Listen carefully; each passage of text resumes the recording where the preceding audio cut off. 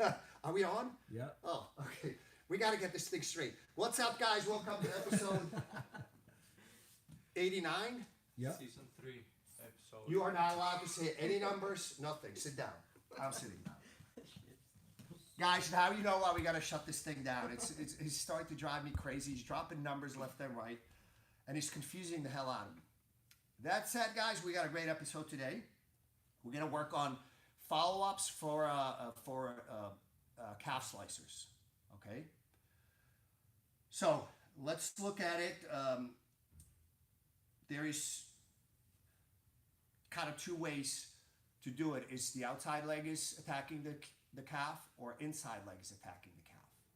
So we're going to look at two different entries. We're going to look at, usually I get into a calf slicer situation from an attempted knee bar. So understand that there's always a possibility of a knee bar. All right, so let's look at it. So for example, Enrique is my guard. I attack arm lock, he rips out, and I go for a knee bar. Now, as I'm starting to arch into it, Enrique's smart, and he puts himself in a calf slicer scenario.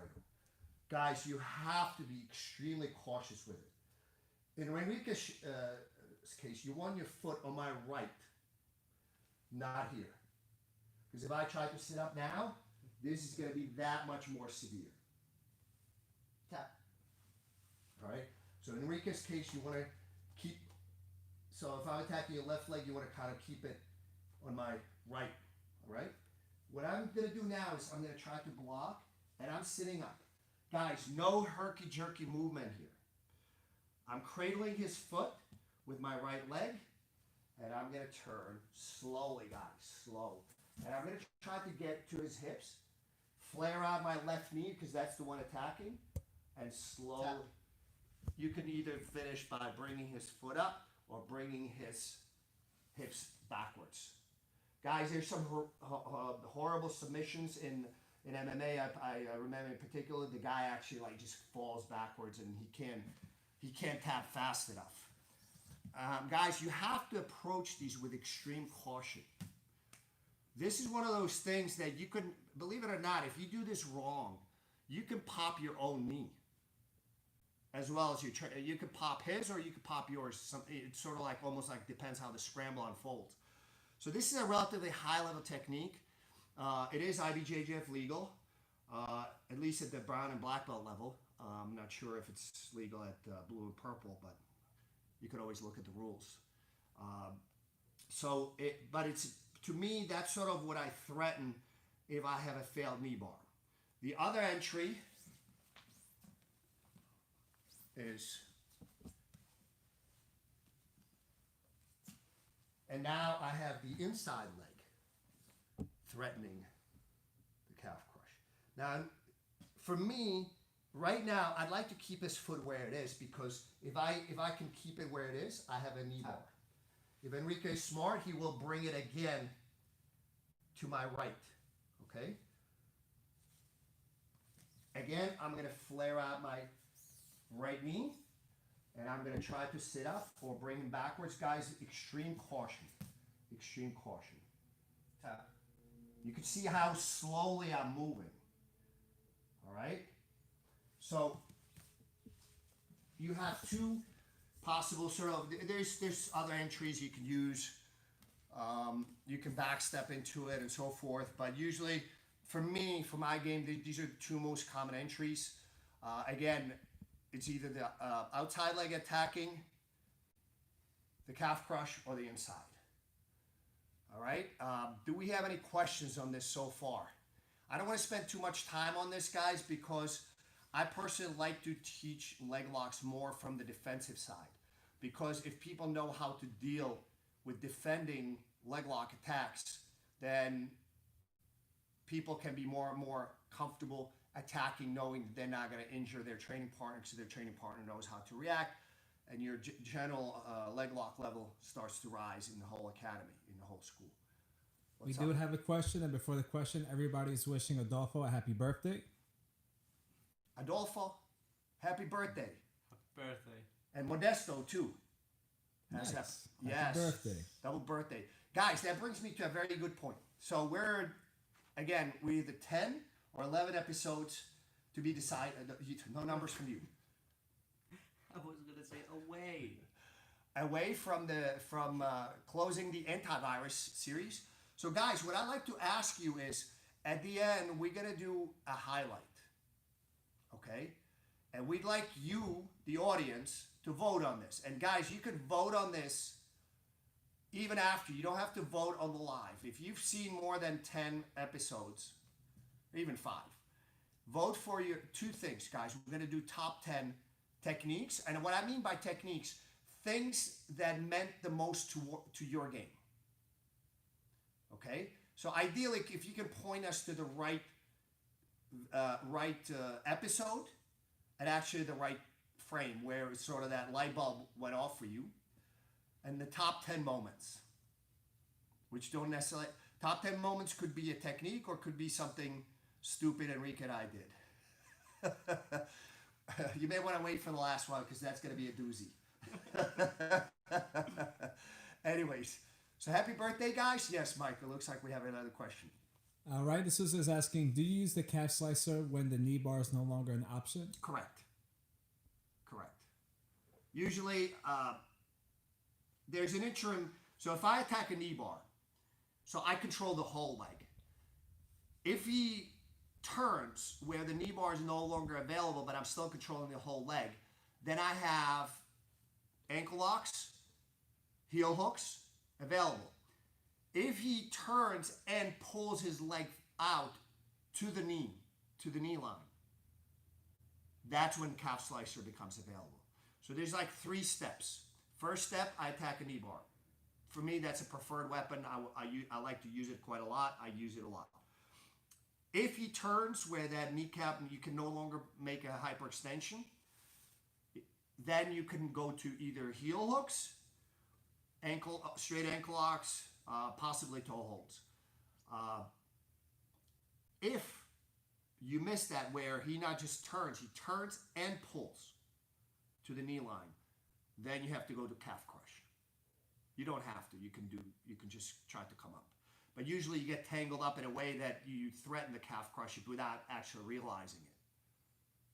That's when you guys, especially if you're not familiar with this technique, you have to move very, very slowly. Okay?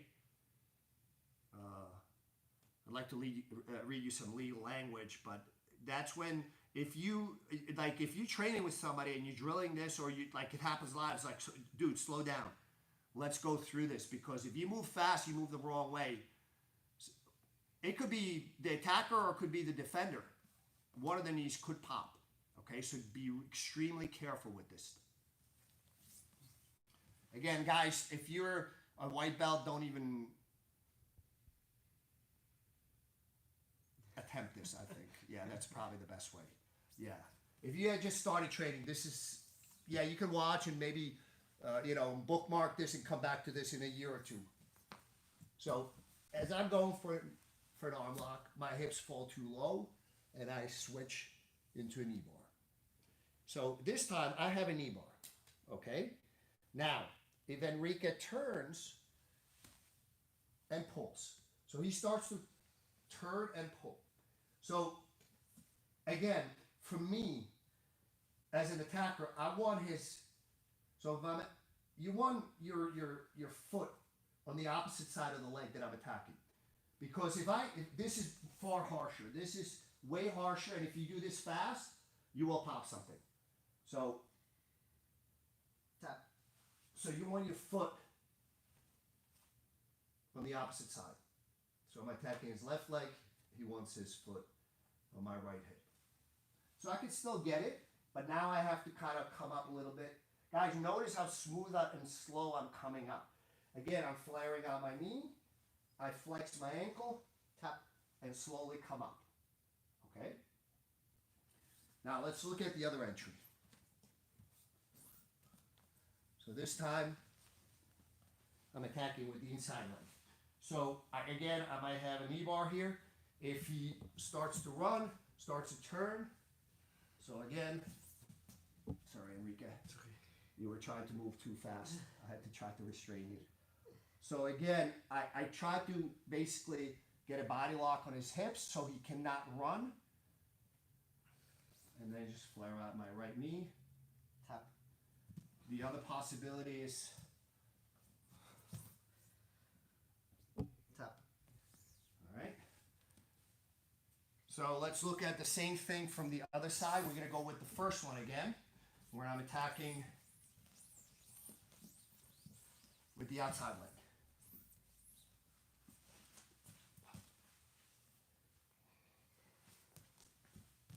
So again, this time I'm attacking his right leg. So I want his foot on my left side. He wants to put it, I want his foot on my right side. He wants to keep it on the opposite side, so I'm attacking his right leg. He wants to keep it on my left hip. That's a better, I need to sit up more. It's not quite as harsh, but it still works. So I can, again, pull him to me, or I can slowly come up. All right, now we'll look at it same side, but this time, so again, I'm attacking the knee bar. He pulls. He's smart enough to put his foot on my left side. So this time, I'm going to try to flex to prevent him from fleeing. I'm going to try to sit up very carefully. And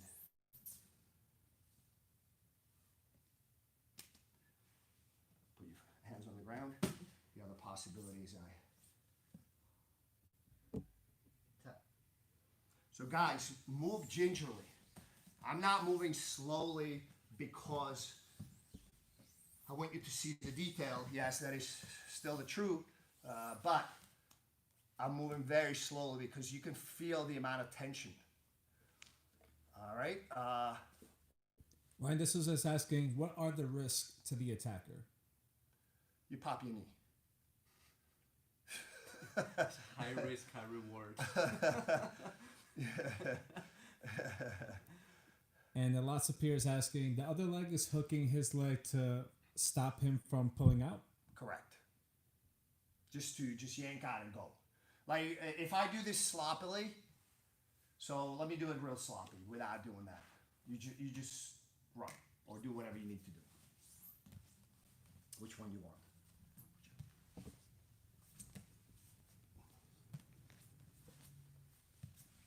Oh crap. Guys, this went bad for me very quickly. All right, so let's look at it from the so this time again I'm not yeah. Uh-oh. Yeah. It's amazing how quickly tables can turn, right? If you do things poorly. So yeah, you need that leg to control him. So if I do the, if I'm inverting inside, so if I do the very first one, so I will try to control both legs, and most importantly, I will actually try to get my foot on the inside. Yeah, so yes. Oh, you're gonna go for toe hold? We're gonna have a shootout? Guys, this is one thing you want to avoid. This is one thing you want to avoid. So this is when people usually go into overdrive. They smell blood, but they also know they're in extreme danger. So both of them start cranking. So usually whoever is less flexible will scream out at that point. All right? If I'm the one screaming, I'll pop my ankle, I can train. If he's the one screaming, he popped his knee and he cannot train. So go back, get the toe. So I will keep my foot there until I sit up, then I remove it. All right? So you guys, in leg locks, you do not want to have a shootout. You do not want to have a shootout. I have seen, and if it happens in my class, I will like literally slow down, because if you don't, it's one of the worst things you can do as a practitioner is like, guys, especially in training, what do you achieve by two guys like, oh, I have an ankle lock. Oh, I have an ankle lock. When you have completely symmetrical game or position, submission, and now question is who's going to do it faster and more with more force. How does that make your game better? Can anybody answer that question? Because I don't believe that it does. I think that kind of approach leads to injuries. You avoid that at all costs. You wind up in a shootout situation, you tap quickly because that's not a position you ever want to be. You don't ever want to be in a symmetrical position with basically the same submission because it's like, that to me, that's a stalemate, which is going to be resolved very, very quickly with somebody screaming. Kagler Tunka is asking, hi, Professor, do you think these attacks work in a real fight situation? I mean, would you go for it? Yeah, absolutely. Yeah. If I'm in if Enrique's in my guard and I attack the knee bar, I failed. This is my follow-up. This is logical follow-up. And Dave Jocelyn is asking, how can Enrique defend? Yeah, that's where we're going to go next. So, guys, again, as you know, in a leg lock scenario, if I fail to get the submission, my next step is to get on top. If you're in a leg lock scenario, you're already locked. Guys, if you're on top standing, you got to keep weight on that foot that's being attacked. But once you get swept, it's usually try to you have to turn in the correct direction, very important. Pull your knee line back and try to sort of wedge the other foot or at least or hands. Once you're just holding on, if the guy has a grip and you're just holding on from him to arch out, that's a short-term solution. But in this attack scenario, Enrique's best bet is just to flee. It's just to literally not. If you insist, guys, a lot of people actually. It's interesting to see at a high level, like say for example, no-gi worlds or gi worlds or gi Pan Ams. When you see tournaments at a high level, where points are critical, where 2 points or even an advantage make a decision as to who wins that match or who wins the medal.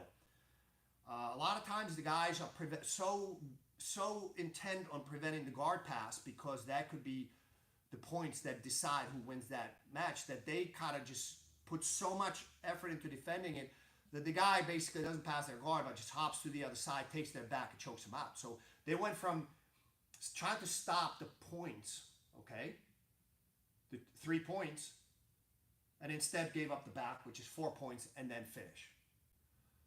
And this is a very elite level where, you could see how little gray area there is between, okay, I'll give up the guard pass. If you have 5 more minutes, you could still recover. Versus, so you have to defend the attack, but also not to give up too much in that defense that you basically completely crap out in your match. So this is a perfect example.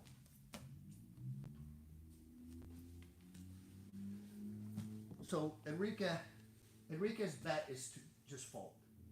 This is his best bet. I will come up on top because I'm still controlling the leg, but that is his best bet. If I have a good bite on his leg, that's his best bet. Is to just fold and give me the sweep. Okay? We're going to look at the same one from the other side.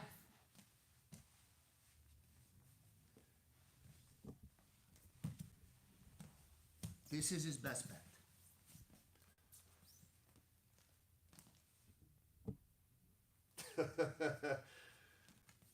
I know we're joking about it, but that's his best bet, guys. If the bite is serious enough. If it's not, that's a different story. Now let's look at it from the other side. From the other side, but I'm going to invert inside.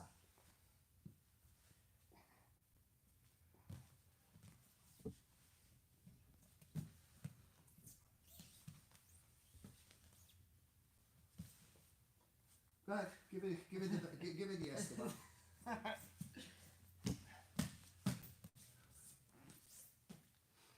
Yeah, I'm giving up the estima for a little bit, but I know that he's going to go for it, so I can take it away from him easily.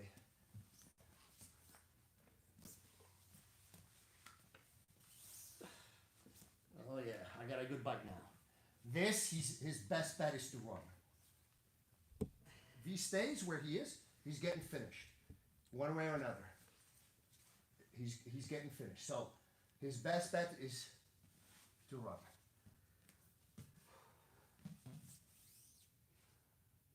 So he runs and turns. Guys, the most important thing is to turn. Whichever my leg is threatening the knee. So when he runs, you got to turn away from me temporarily and then turn more. So you turn away temporarily and then you turn. If I'm threatening, if my right leg, it doesn't matter which entry I choose or which leg is attacking, okay? So my right leg is attacking his knee, the calf crush. He will sit. So he turns and then he sits to my right, his left. I know this may be confusing, but just think about it. So this time it's my left leg. This time the entry was different. Again, he's sitting to the leg, to my leg, to the attacker's leg side. And it's the leg that's threatening the knee. Does that make sense, guys? Because it's very important. In the heat of the battle, this is kind of like difficult to process. I know Fox said to turn to his left, but wait, I'm facing the opposite direction. What does that mean? So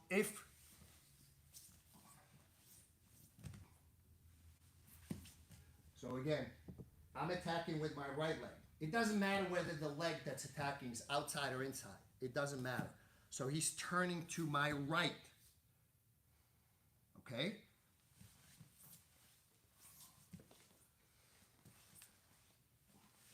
So this time it's my left leg. Can somebody tell me which direction he's going to sit? First, he's going to try to bring his foot.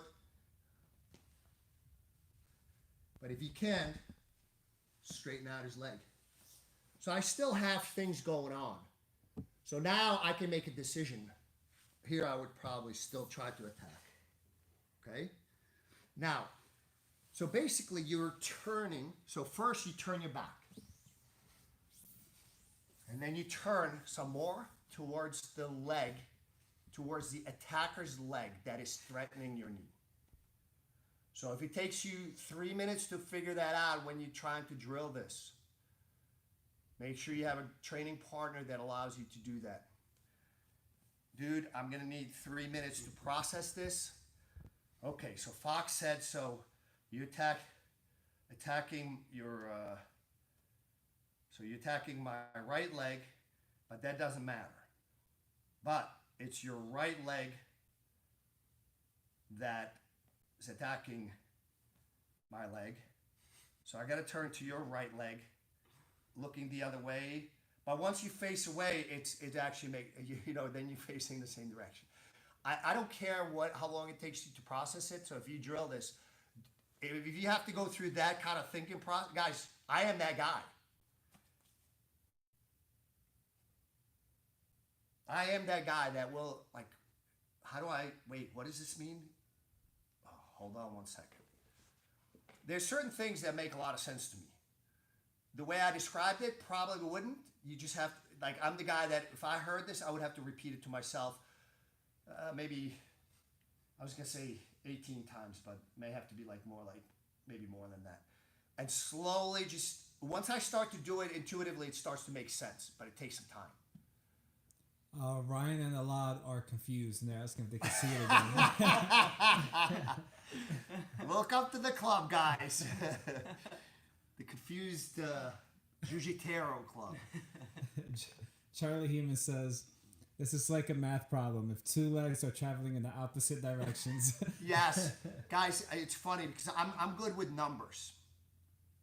I'm good with logic, but somebody put something on Facebook, you know, like one of those brain busters, and like I read the first sentence and my eyes glazed over. If I heard somebody say this, what I just said about this, turn to the side of the attacker's leg that's threatening your knee. Okay? My eyes would glaze over. They just glazed over temporarily. So I'm going to let him do this. I'm going to defend. So first I turn away. Okay?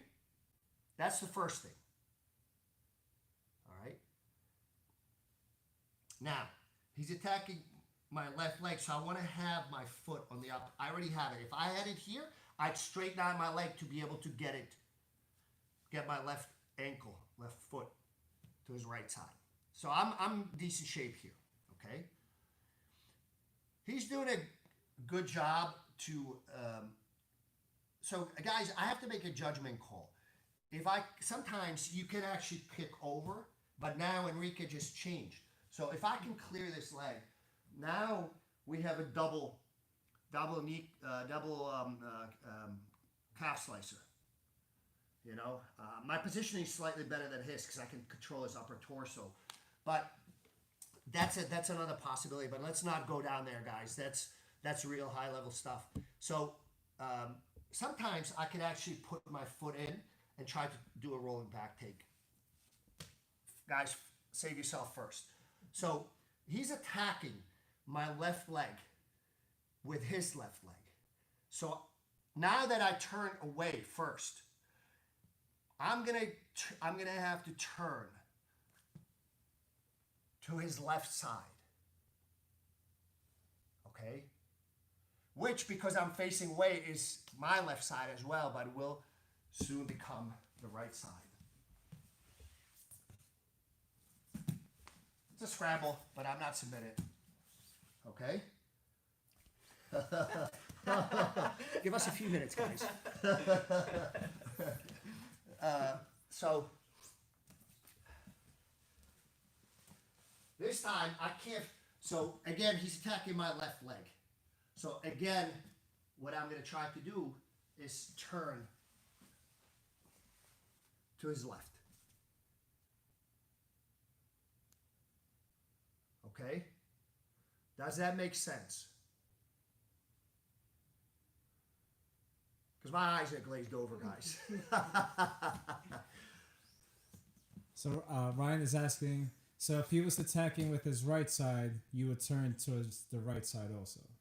Yeah, if it's his right leg is the one threatening my knee, regardless whether it's the inside or outside, I'm turning to his right side, which when you're facing away is the same side for you too. Okay, so attack my right side. So right now, if I were to turn, yeah. So now,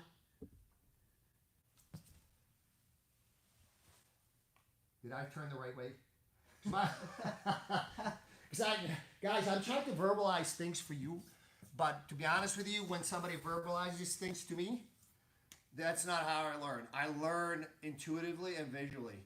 If somebody was describing things to me the way I'm trying to describe to you, just in case you're learning sort of from audio, you know, from hearing things, and my eyes would be already glazed over. They're pretty, I'm having trouble not to have them glaze over just doing the explanation. So why don't we have 2 more minutes, so let's just, you know, I'm just going to let him attack a bunch of times and I just keep turning. Hopefully I'm going the right way. Yeah.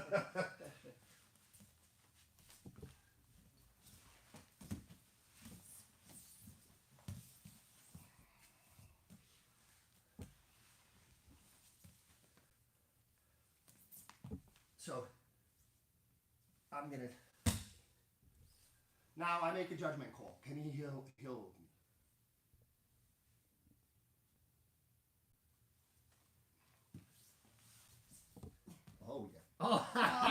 Yes, that's what you get for scoring yourself. I'm back. I'm back on top. No sweep. No sweep.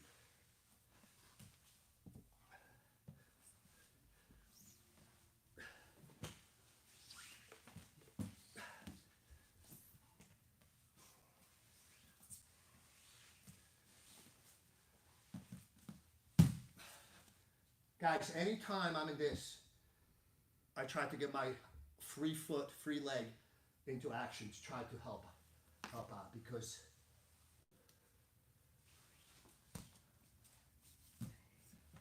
yes.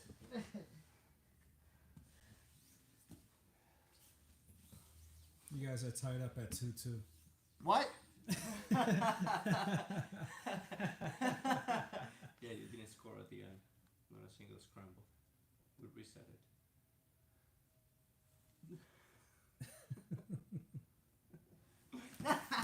No. Take the knee bar.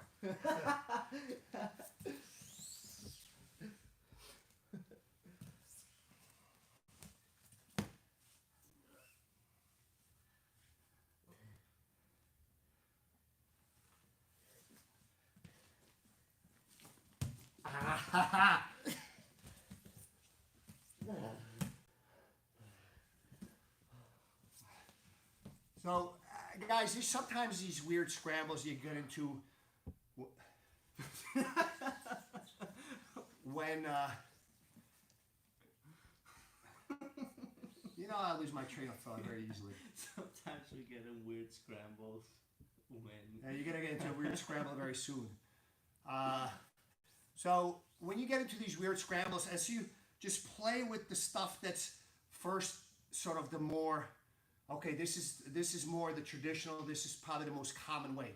Because once you start to throw in additional sort of factors, and is his knee drop a little too low? Is the other leg that's not threatening your knee kind of not controlling your free leg too well? There's certain things you could still do, try to maintain top position, but in order to sort of have a better understanding and better feel for that, when you're in those scrambles, you need to sort of start playing. You need to start crawling before you can walk, before you can ride a bike, before you can ride a motorcycle, before you can go to the moon. Kanai Kiyoshi says, watching you do it makes sense. And Good. That's how I learn, guys. I don't learn audio-wise. Like, literally, if one of my students asks me a question about something, and they start describing in, you know, quite good detail and coherently, my eyes like literally glaze over in less than 10 seconds. And I was like, just get on the mat, show me. And then I'll give you, anytime you show me anything, I can give you an answer. It's when somebody starts to describe it, that's when I kind of like, oh, wait, who am I? What am I doing here? And Jim Taylor says, the way he remembers is you fall away from the knee is a good way for him to remember. Yeah, guys, however it makes sense to you to remember, that's, you take that and run with it. However, like whether you have to watch. Guys, sometimes I watch something that's one specific thing 10 times. Okay, then it starts to make sense to me visually. If I heard the guy describe it 20 times, I still probably wouldn't get it.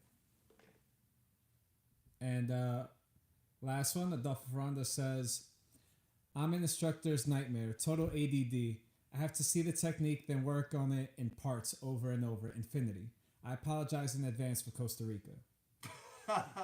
Listen, you're going to be in good hands because I'm pretty sure that a lot of the high-level guys, I know, a lot of the high-level jiu-jitsu guys are ADD, OCD, and a few other things.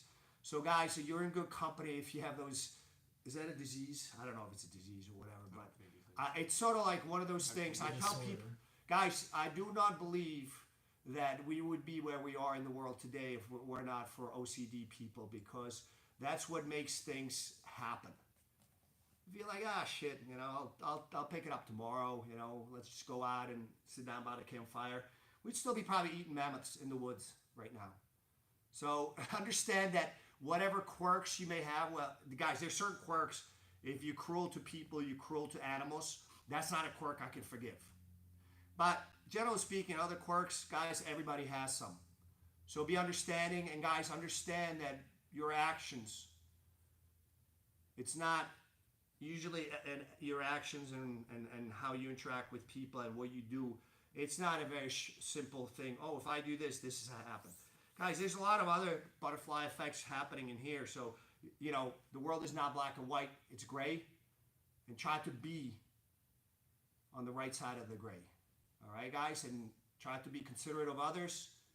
You know, don't worry about your quirks too much. Sometimes they have a good side too. All right? So we'll see you tomorrow, guys. Guys, please, we have 10 or 11 episodes left. So start piling on your favorite moments and your favorite techniques. And I mean techniques, not is stuff that has impacted your game the most, or you think will impact your game the most. All right? If you can't put the specific episode and timeline roughly, all right? Because guys, I'm still running the school. I'm you know, we're paying all our instructors. We're paying everybody. I'm paying all the bills for the school. I do all the compliance. Mike does a lot of other things. So it falls to Enrique. So make Enrique's life easier. All right. All right. We'll see you tomorrow, guys. Did you do this?